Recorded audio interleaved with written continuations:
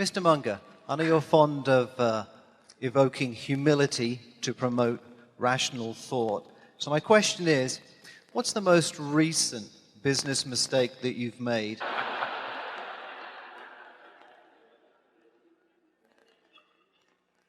The mistakes that have been most extreme in Berkshire's history are mistakes of omission.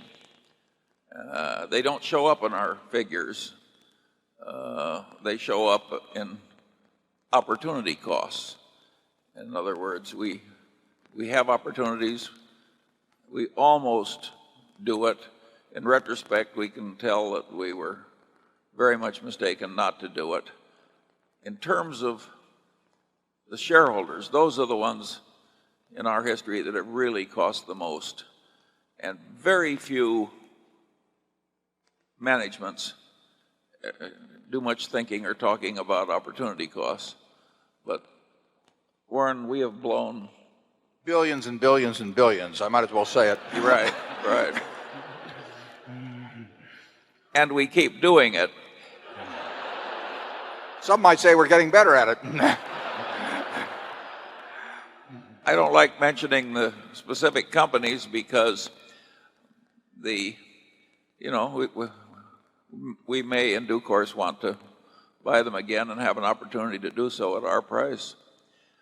But practically everywhere in life and in corporate life too, what really costs in comparison with what easily might have been are the blown opportunities. I mean, it's an awesome amount of money.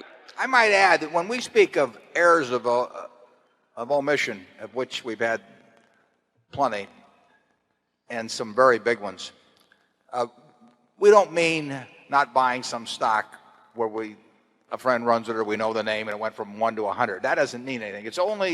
We only regard errors as being things that are within our circle of competence. So if somebody knows how to make money in cocoa beans or they know how to make money in a software company or anything, and we miss that, that is not an error as far as we're concerned. What's an error is when it's something we understand and we stand there and stare at it and we don't do anything.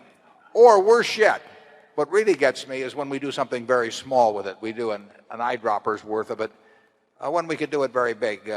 Charlie refers to that elegantly when I do that sort of thing as when I'm sucking my thumb. And they're really, I mean, we have been thumb suckers at times with businesses that we understood well. And it may have been because we started buying and the price moved up a little and we waited around hoping we would get more at the price we originally started. There can be a lot of things. But those are huge mistakes. Conventional accounting, of course, does not pick those up at all, but they're in our scorebook.